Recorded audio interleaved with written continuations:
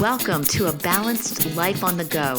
I'm Dr. Nicole Lindsay, your host on this podcast, along with Dr. Brian Jeanette. This is a podcast designed to help connect you to a more balanced life on the go.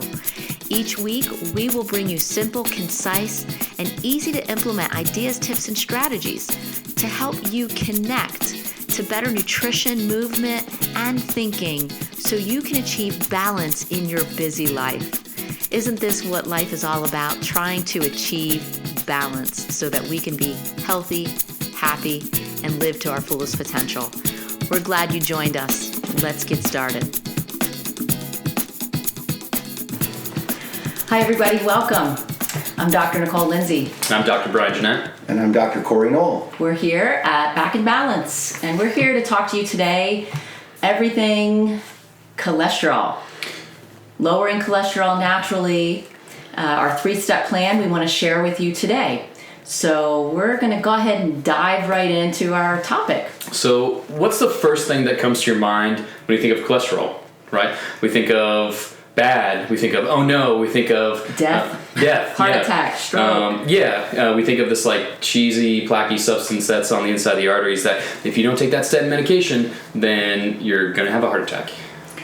Well, cholesterol is not all bad. There are a whole lot of things about cholesterol that is good. In fact, every single cell of our body has cholesterol in it. Our body makes cholesterol. 80% of the cholesterol in our body is made by the liver and the intestines, and 20% of the cholesterol that we have in our body is what we get from our food.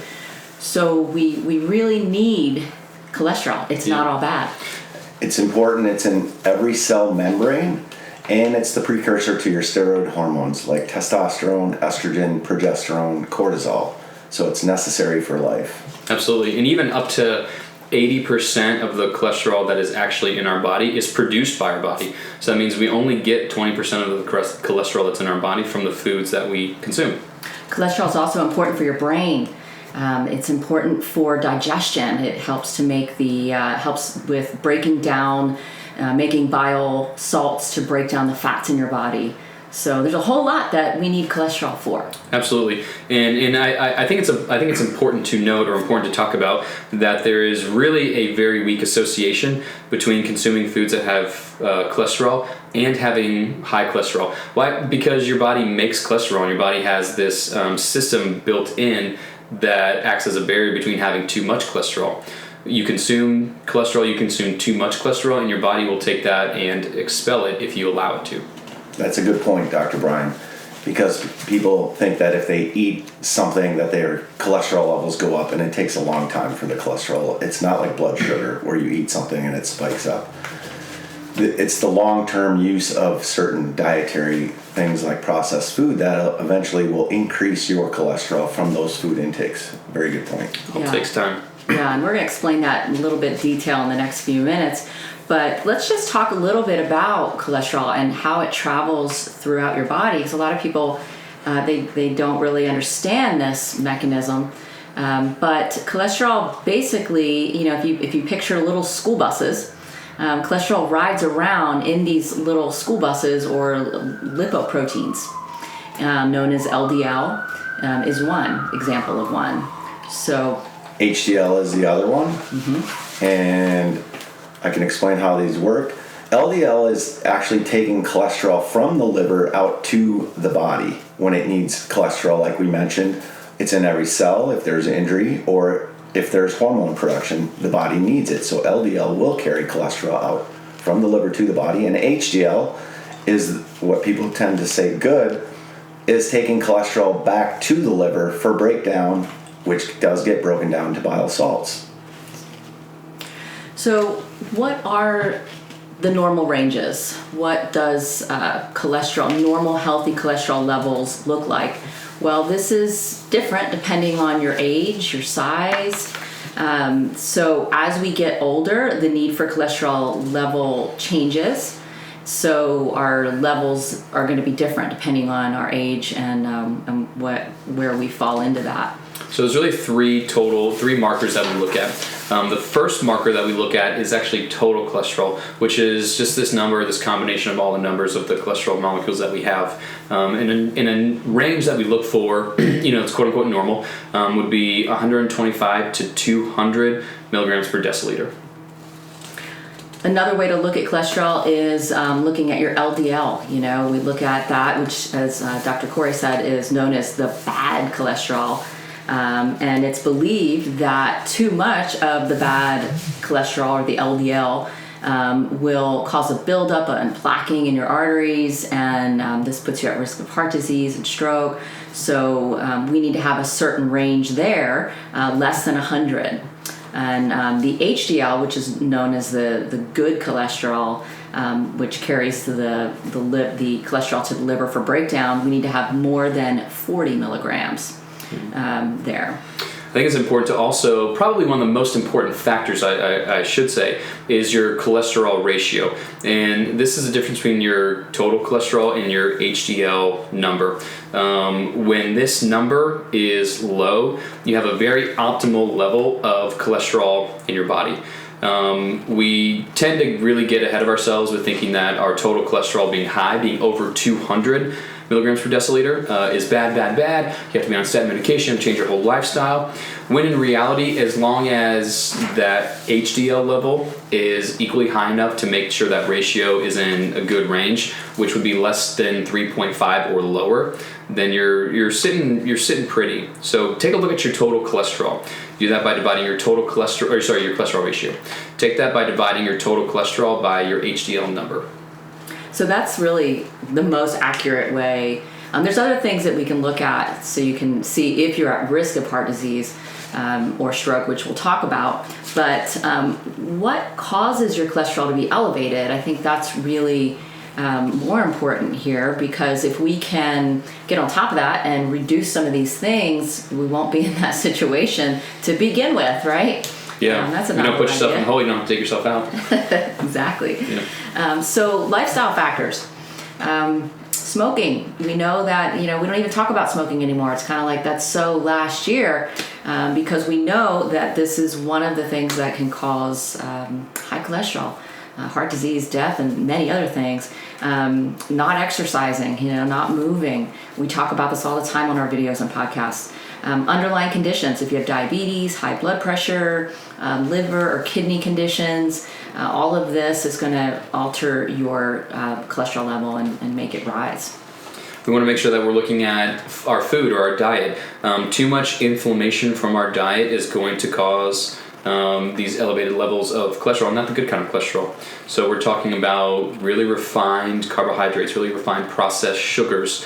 We're talking about trans fats. And we're talking having about a high blood sugar level. So the thing that really leads us down this rabbit hole of heart disease and issues with cardiovascular problems is these refined carbohydrates. Our body has a really hard time processing them, and they just get stuck and dampen down the processes that our body has to go through. So wait a minute, you didn't say butter and eggs. I purposely left out butter and red meat. I'm purposely not talking about any of that stuff. Because there's a very weak correlation or association with eating these types of foods and having cardiovascular disease.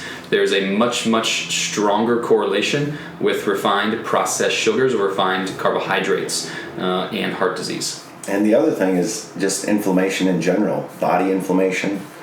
Inflammation creates problems with the heart, liver, which are the source of where these problems come from with the sensitivity to cholesterol flowing through the bloodstream.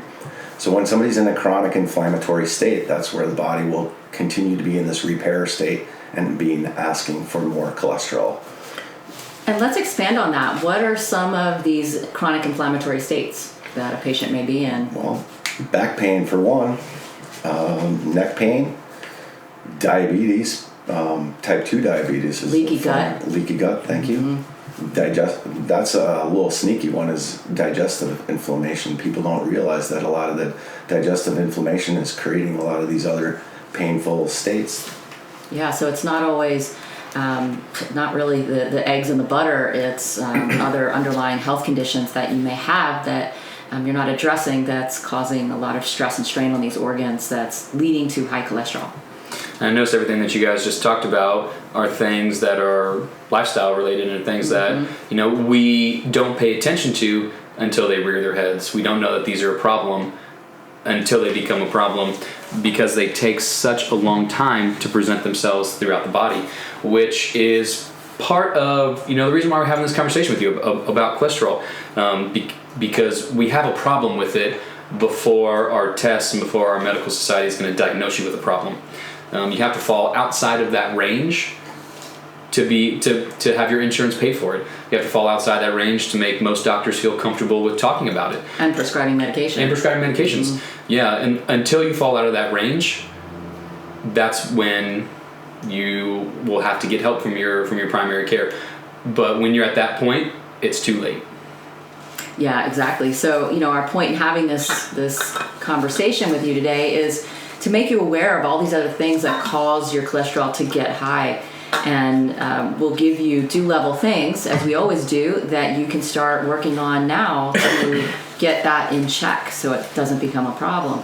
Some of the other things that can raise your cholesterol levels are heavy metals. There's a lot of research along those lines. One of my favorite books is The Paleo Cardiologist by Dr. Jack Wolfson, who is a cardiologist, and he goes a whole chapter on this. But we're talking, lead, mercury, arsenic, aluminum. These heavy metals can really cause your damage to your organs and cause that cholesterol level to go up. Another thing that Dr. Corey already mentioned is that cholesterol is used to rebuild all the cells in your body. So anytime that you have an injury, you actually need that cholesterol as a building block to form new cells to heal that tissue. So how does cholesterol become a problem? What is the deal? This is where, one of the most widely accepted theories that we've been taking and prescribing and diagnosing cholesterol problems with for years has been that cholesterol causes plaque buildup in your arteries. And this happens because it causes damage to the endothelial lining of your arteries. And then you get inflammation, which we talked about. Then the lipids accumulate, and over time this causes calcifications, narrowing of the arteries, and then these plaques, these buildups of plaque, if you will break off and oftentimes lead to strokes and or heart attack. So that's one theory. And there is another theory that's circulating out there, and it's kind of a newer one. And there's a really good book called The Clot Thickens, The Enduring Mystery of Heart Disease by Dr. Malcolm Kendrick. He's a board-certified family physician. And he has proposed this thrombogenic hypothesis that it's not so much the cholesterol that's the culprit here, it's blood clots causing the buildup. There is damage that happens in the arteries when we live these unhealthy lifestyles and put these toxins in our body and are exposed to this kind of stuff. So what happens is, according to him, is that the endothelial lining, envision your bathroom shower tub with tiles, little tiles all throughout the artery lining. Well, these tiles, when you are eating a lot of refined carbohydrates, cupcakes and donuts and things like this, that will, little by little, it will break apart these tiles. And what the body does, because the human body is amazing, it responds to everything. Well, this is an injury, this is a problem. So the body responds by then bringing a blood clot to that area and fixing that area. And it does so. Then to smooth this over, we have some tissue formation over that, and then it makes it a little bit more vulnerable. So if you're continuing to eat this way and you're exposed to these toxins and this stress and this high blood pressure and on and on and on, then that area is more likely to break again, and then you have another blood clot. So here we have a problem where it's damage, blood clot, repair, damage, blood clot, repair, repeat.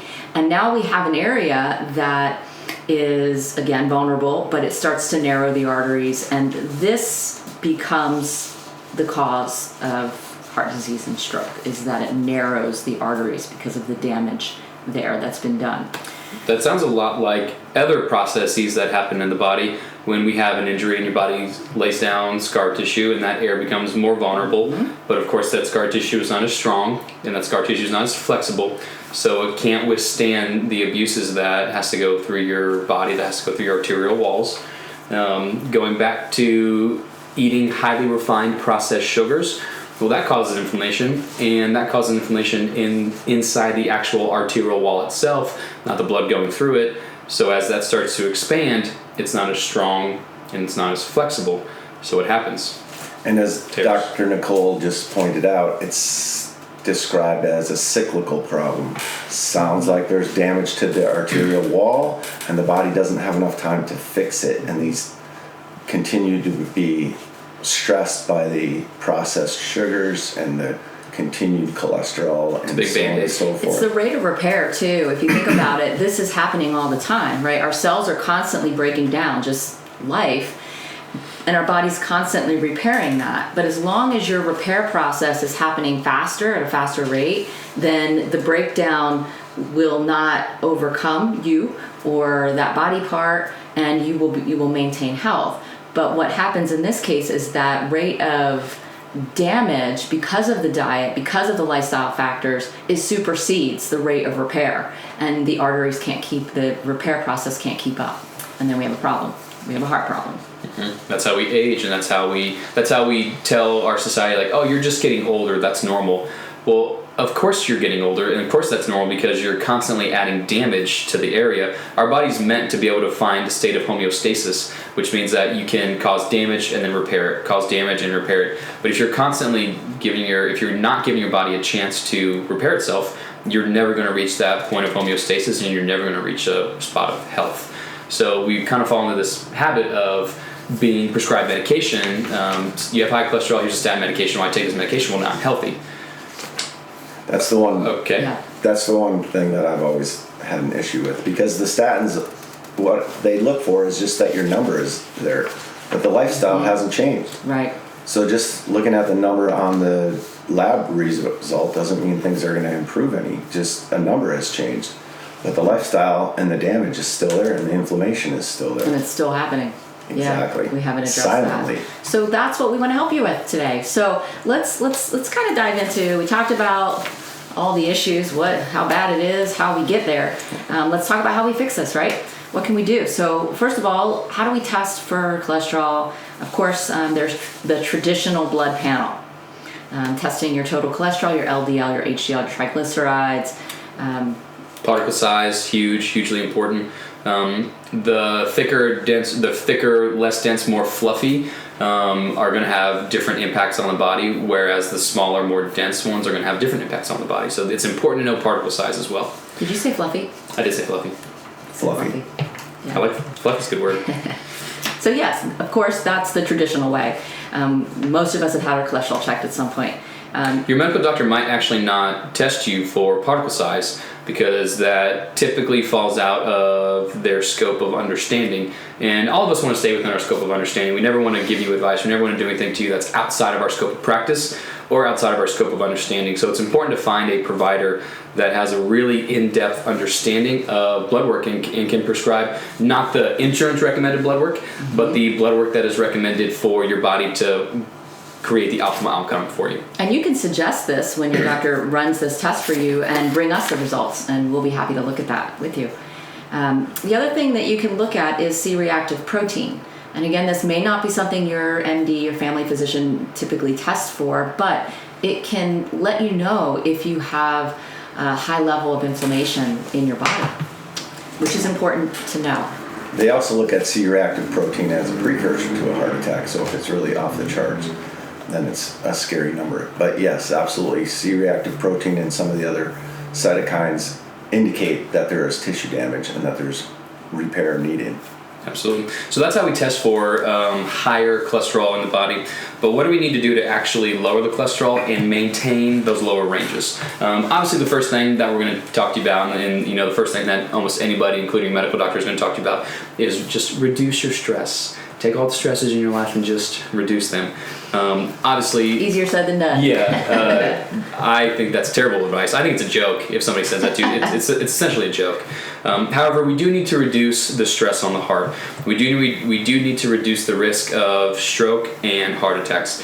We do that by reducing the overall inflammation in the body, and there are several ways that we can do this. So we reduce inflammation in the body, and then we increase our body's ability to digest and improve our digestive tract. And here's one thing, before we jump into our 3-step plan for you, which we're about to give you, is the purpose in lowering your cholesterol naturally definitely, first and foremost, should be heart health, right? That's most of what's been pounded into us, and that's why most of you are taking cholesterol-lowering medication. But we want you to shift your mind here and shift your thinking in that lowering your cholesterol will help you in so many other ways, as we just described. Hormone production, keeping you feeling and looking youthful when your hormones are working right, helping you sleep better, mental health, digestion, keeping your gut healthy. There's so many other reasons why your cholesterol needs to be in a healthy range. So we don't want it to be just about fear and just about preventing heart attack and stroke. That's understood. We know that. But there's way more reasons why we need to be doing this, and we want you to just embrace that. And lowering it really reduces the stress, obviously, to the heart, but it also reduces the stress to the liver and the pancreas. And so therefore, it's actually reducing stress to the whole body, more than what is looked at a lab test of just, I have a cholesterol level of 180 or what have you, or 220. So you can see that it has an impact on other organs that are not even looked at. For sure. So how to lower your cholesterol naturally? 3 steps. Step 1 is to avoid certain foods. We're going to keep it simple. And, it's basically refined carbohydrates, trans fats, anything in packages that's not natural. Avoid them, especially if you know you have this problem, if you're on cholesterol-lowering medication, if you have a family with heart disease and a history of this. Stay away from those foods. It's really not rocket science. It's just a matter of saying no. Typically, if it comes in a bag or a box, it'll have trans fatty acids. That's because it can store long-term on the shelf. Another one that is one of the most inflammatory foods is dairy. And I realize, coming from the cheese-said state, that everybody loves their cheese. But dairy is a pro-inflammatory food, and that is one of the things that creates inflammation in the gut, but creates inflammation throughout the body. Yeah, and be careful of the seed oils as well. Look at the ingredients on your packages and really try and avoid the seed oils because they are the primary source of your omega-6 fatty acids, which are definitely, some sources say, more harmful than sugar to your body. You also want to lower your insulin levels and lower your blood sugar levels. As mentioned previously, the majority of the reason why we have cardiovascular issues and inflammation in our cardiovascular system is from refined processed carbs. Too much abuse that happens on our vascular system causes weakness that Dr. Nicole went through. It's a cyclical pattern. Cyclical happens, and all of a sudden it just can't quite keep up, and then you have a cardiovascular event. So, step 1, right? It's not rocket science, you just need to do it. Step 2 is supplement protocol. Typically, supplements, it comes from food, and we're talking about avoiding certain foods and increasing healthy foods. Well, certain supplements are also designed specifically to target certain organs that are having trouble. We use standard process here, and Cyruta is a supplement that helps metabolize cholesterol and actually helps strengthen the blood vessels. We indicated already that there's damage to the blood vessels that is creating this cycle of allowing plaque to be there because they're damaged. Cyruta actually helps heal the capillaries and heal the blood vessels. That is one. AF beta food is another one that really helps metabolize cholesterol. It thins the bile, and it helps get movement through the liver and the gallbladder, which is, again, the source of where these problems come from. And another one is fish oil, because we are deficient in omega-3 fatty acids. We have too many omega-6 fatty acids, and fish oil is known to reduce, it thins the blood, lowers inflammation, and it raises the HDL in the body naturally. So those are 3 areas for sure that I would recommend. So if you're a patient, we can help you get those. If you're not a patient, we can help you get those. Feel free to comment here or email us, and we'll be happy to get you set up with those supplements. We also have a heart healthy protocol. If it's not cholesterol that you're trying to lower, but you just want to maintain a healthy heart, and we can give you information on that as well. One of the other things regarding supplements is turmeric. Because we tend to be so inflamed because of our diet and stress, toxins, we have a lot of inflammation circulating through our body. Turmeric has very powerful anti-inflammatory effects, and you can make a tonic with this. You can take it in supplement form. I take it every day, and I think that most people should as well. Step number 3 that we want to go over is just working on changing your way of life in terms of eating and moving. This is not about dieting. This is not about adding in supplements for the rest of your life. This is not about taking out the things that you really love, adding in things that you hate. But it's just about working on your lifestyle and changing that incrementally. We didn't get high cholesterol. We didn't get cardiovascular disease overnight, and we're not going to reverse it overnight. So increasing your fruits, increasing your vegetables, increasing the amount of fiber that you ingest. I'm going to tell you right now, if you heard nothing about nothing in this entire podcast at all, hear this. If you have high cholesterol, increase the amount of fiber that you're getting in your diet. Fiber binds with cholesterol and gets expelled through. That's the surefire way to decrease cholesterol in your body. Decrease the processed foods, decrease the sugars that you're eating. Dr. Corey already mentioned it. Dairy, super pro-inflammatory, especially right now with the change of seasons. Everyone's going to come in here and say, I've got mucus, I've got colds, I've got sinus infections. It's not that. It's dairy, let's be honest.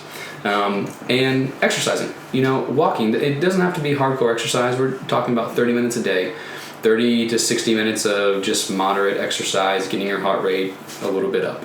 I've seen it all too often in many patients.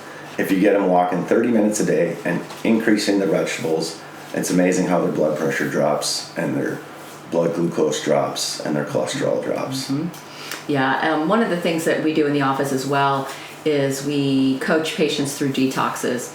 Depending on how toxic your body may be, it may be 10 days, it may be 21 days. 28 days. So that's another way we find we can help clean out the body, reset everything, and patients will often do pre and post labs and find that their numbers change in a positive way. Yeah. So that's great. The other part of step 3, way of life, is sunshine. Sunshine is vital for us, especially when it comes to lowering cholesterol.